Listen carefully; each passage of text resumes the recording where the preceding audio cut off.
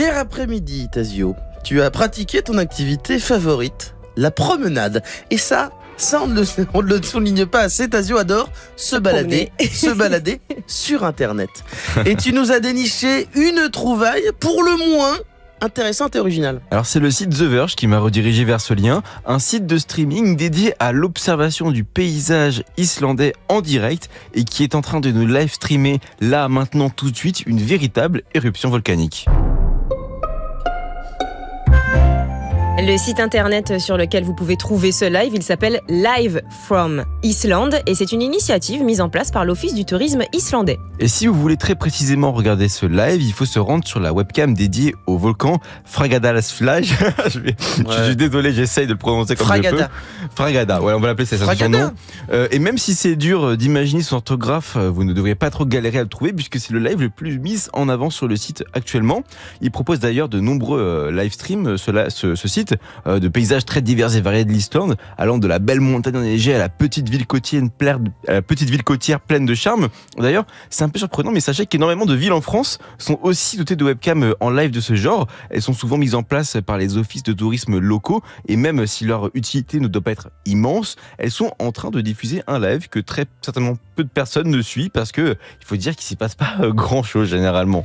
Par contre, en explorant un petit peu Live from Iceland, tu as découvert pourquoi ce site avait été mis en place et c'est une petite histoire sympa. Ouais, en fait, en 2010, l'Islande avait mis en place une première webcam pour permettre à ses habitants de regarder une petite éruption en toute sécurité qui avait lieu dans le pays. Et puis, littéralement un mois plus tard, sacrée coïncidence, on a eu le droit à l'éruption contemporaine la plus médiatisée, celle du volcan islandais Eyjafjallajökull, sur lequel les caméras du monde entier se sont braquées parce qu'elles étaient très impressionnantes et qu'elles bloquaient de nombreux départs et arrivées en avion. C'était quel volcan ? Eyjafjallajökull. Voilà, je l'ai un peu mieux dit, je crois, cette fois-ci.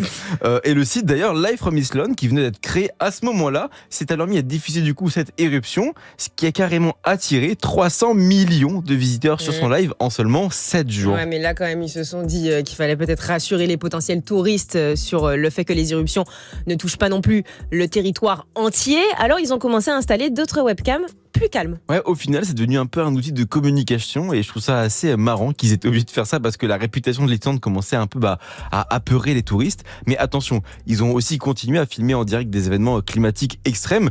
Déjà parce que ça permet de les regarder tranquillement chez soi et donc d'éviter que des gens se déplacent et risquent littéralement leur vie. Et aussi parce que ce sont des ressources vidéo utiles aux agences gouvernementales et notamment aux scientifiques.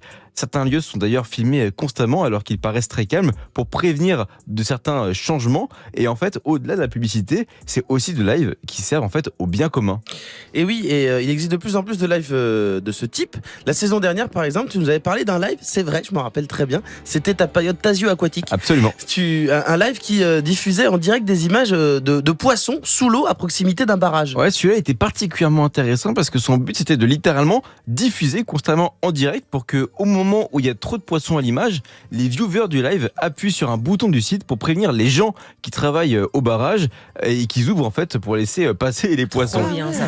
Et c'est utile et c'est mignon, je trouve, voilà. Et dans un style similaire, faut que je vous raconte une autre histoire que j'ai découvert récemment. Cette histoire d'une daronne qui a buzzé sur Facebook il y a 3 ans durant la période Covid parce qu'elle était sortie fumée et que comme elle était solo, elle a allumé un live sur Facebook, elle a posé son tel devant sa télé et a demandé aux gens de la communauté de surveiller ses enfants qui étaient devant le poste de télé, du coup, de les surveiller en fait, pendant qu'elle était en live. Voilà, donc les gens ont fait du babysitting gratuitement. C'est une belle histoire d'internet, en même temps une mère indigne. C'est ça, voilà. C'est très ambigu comme à la délire. fois ça avait amusé les gens, à la fois ça avait créé une petite polémique, mais globalement les gens ironisaient sur le fait qu'elle avait inventé là le babysitting en télétravail. Voilà, chose assez marrante, je trouve. En vrai, c'est pratique, hein. Surtout si on prend l'exemple des poissons. C'est pratique d'utiliser des lives pour demander à des gens de surveiller des choses. On pourrait appliquer ça à d'autres domaines comme les feux de forêt, par exemple. Absolument. Et d'ailleurs, le live stream, c'est un format qui est de plus en plus exploré par la communauté scientifique pour produire ce qu'on appelle de la science participative. Ouais. C'est-à-dire quand des gens lambda se mettent au service des scientifiques pour les aider à accomplir des petites tâches simples plus rapidement grâce à la force du nombre. Internet a beaucoup participé à développer ça avec des sites dédiés, notamment dans le monde de l'astronomie, où tu peux aider à classifier des photos de galaxies, par exemple. Mais si on s'en tient en format live stream, hier, en cherchant d'autres exemples, je suis tombé sur un live sur Vimeo, parce qu'apparemment on peut faire des lives là-bas, de l'université de Queensland, qui s'appelle Pitch Drop Experiment, et qui filme constamment un espèce d'entonnoir chelou qui est censé du coup verser des choses, j'imagine.